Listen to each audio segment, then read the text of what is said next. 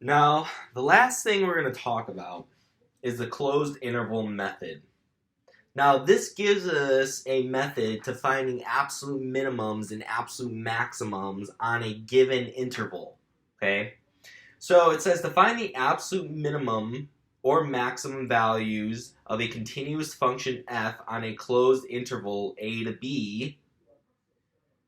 Find the values of f. These are steps. Find the values of f at the critical numbers of f in a to b. Okay? So what that means is we need to find the critical numbers, and then after we found the critical numbers, we just plug them into the function and find their values. Now, you also need to find the values of f at the endpoints of the interval. That is, you need to find f of a and you need to find f of b. And then you just compare all your values that you found. The largest value is the absolute maximum. The smallest value is the absolute minimum. Okay? So let's go ahead and look at an example. So it's find the absolute min and max on the given interval. Alright, so the first example we have is x plus 1 over x, and then our interval goes from 0.2 to 4. That's not bad. 4. Let's redo that.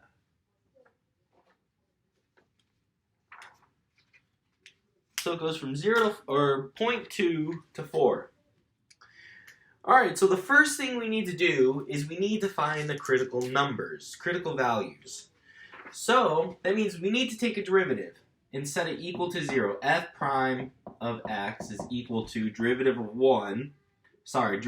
x is 1 plus derivative of 1 over x squared. Now, this is a power rule. If you were to write it as x to the negative 1 power, you're going to find out that this derivative, it's actually not a plus sign, it's a minus 1 over x squared.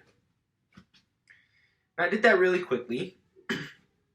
Now, I'm going to rewrite this to have a least common denominator, and it's going to be x squared minus 1 all over x squared. Okay, so here's our derivative, and here's our interval. Let's go ahead and erase this.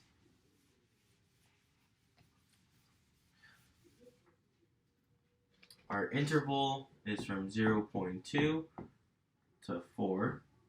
So that's our a, that's our b. We have the derivative equaling x squared minus 1 all over x squared. So we need to find the critical numbers. If you recall, the critical numbers are where the derivative is equal to 0 and also where the derivative does not exist. The derivative does not exist at 0. So f prime of 0 does not exist. Therefore, c equals 0 is a critical number. So let's write these over here. Critical numbers. C is equal to 0. Not only that, we got to take the derivative. F prime of c equals 0. So let's just set this thing equal to 0. We got c squared minus 1 over c squared is equal to 0. The only way that this could be 0 is if the numerator is equal to 0. So we get c squared minus 1 is equal to 0. And now we just factor c minus 1, c plus 1 equals 0. And now we've got our next two critical numbers. C is equal to 1, c is equal to negative 1. Okay, so I'm going to erase this. We no longer need this. We need our original function. F of x was equal to x plus 1 over x. Now, some of these critical numbers we don't have to worry about. Because look at the interval we're looking at. We're looking at 0.2 to 4. Well, -1 is not in that interval. Neither is 0. So the only critical number that we have to worry about is when c is equal to 1, because that is within that interval. Now what I'm going to do is I'm going to find the function values of our critical numbers. That was step number 2? No, that's still step number 1. Find the values of f at the critical numbers of f. Here are the critical numbers of f, so I need to find their values. F of 1 is equal to 1 plus 1 over 1, which is equal to 2. So we got one value. F of 1 is equal to 2. Now, here's step 2. We need to find the endpoints. Okay, we need to find the function values of the endpoints. F of 0.2 is equal to 0.2 plus 1 over 0.2, which is equal to, now you can type that into a calculator. It's equal to 5.2. So I got F of 0.2 is equal to 5.2. We need one more function value, and that's at the right endpoint. F of 4. That's 4 plus 1/4. That's 4. 1/4 is 0.25, so this is 4.225. So F of 4 is equal to 4.25. Okay, now we're finally on the last step, step 3. Step 1 was here. Find the function, or find the critical numbers and evaluate the function at the critical numbers. These two came from step 2, step 2. Find the function values at the endpoints. And now step 3, compare all these numbers. Look at these. Which one is the largest? This one right here is the largest. So our function f has an absolute max of, so we're going to say what the absolute maximum is. The absolute maximum is the function value 5.2 at, where's it at? X is equal to 0.2. Now, let's look at these ones, because we already used this one. Remember, there can only be one absolute min, one absolute max. We already used this one, so we don't need it. Look at this one and look at this one. We need to find the smaller of the two, which is this one right here. 2 is smaller than 4.25. So this, the smallest of these values here, is the absolute min. So we got absolute min of 2 at x is equal to 1. And here are your two answers right here. We found the absolute maximum and where it occurs. We found the absolute minimum and where it occurs. Okay? Let's go ahead and do one more example. And then I do have an example for you guys to do. So after I go through this, what you should do, it'll be the end of 4.1. You should go ahead and try the problem on your own. And again, the solutions to the problem are going to be on Blackboard.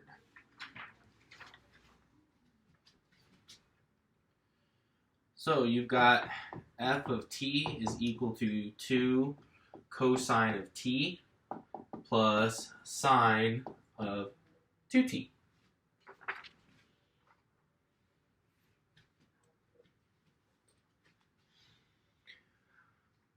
Oh yeah, I forgot to write the interval. From 0 to pi over 2. 0 to pi over 2.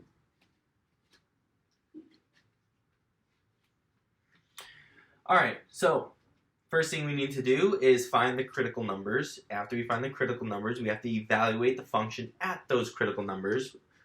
So, find the derivative. F prime of t is equal to derivative of cosine of t is negative sine of t. So this is negative 2 sine of t plus this right here is going to be a chain rule. The derivative of sine is cosine of 2t times the derivative of the inside. The derivative of the inside is 2.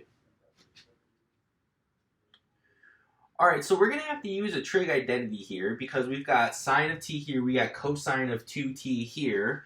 I'm going to rewrite this as minus 2 sine of t plus, now here's where the identity of cosine of 2t comes from.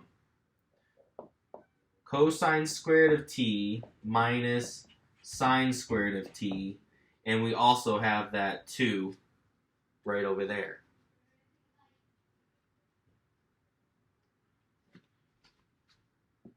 So let's go ahead and reorganize the terms. We got negative 2 sine of t plus, the minus right here, minus 2 sine squared of t plus 2 cosine squared of t. We're going to need one more trig identity here. Sine squared, we're going to change this to a function of sines. This is going to equal negative 2 sine of t minus 2 sine squared of t plus 2 times, well, cosine squared of t is equal to 1 minus sine squared of t.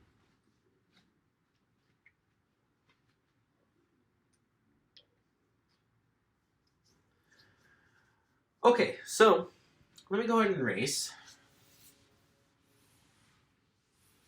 I'm going to keep that last bit there. So now we've got our derivative. F prime of t is equal to, now let's look at what we have. We've got negative 2 sine of t minus 2 sine squared of t plus 2 minus 2 sine squared of t.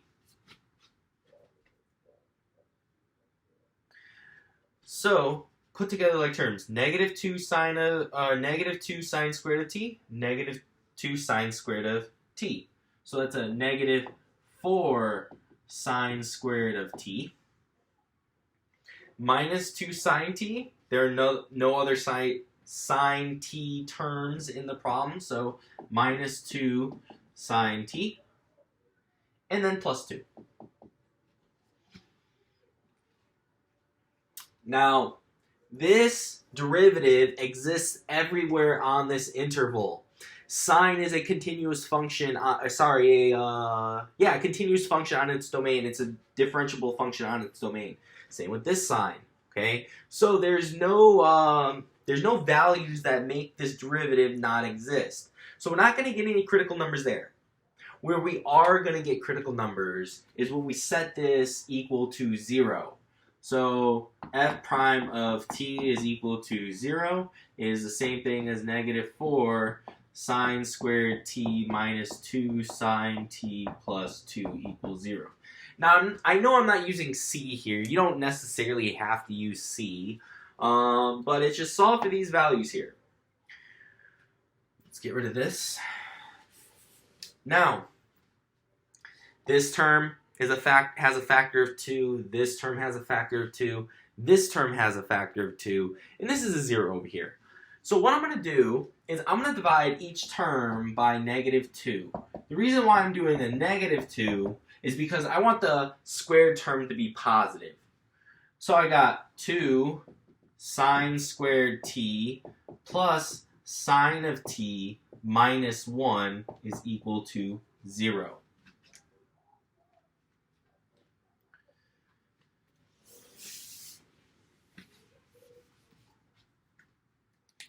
Now what we're going to do, if you remember back to pre-calc or trig, this is solvable. This is a quadratic equation here. So what we're going to do is we're going to let u is equal to sine of t. So then we could rewrite this as 2 u squared plus u minus 1 equals 0.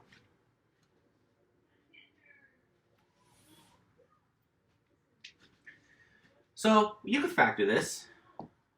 2u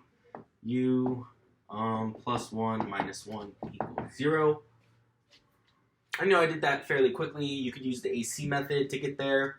So if you were to solve this, you could see u is equal to -1 and u is equal to 1/2. These are not our critical numbers here, though. Okay? These are just the values of u. They were just our dummy variables.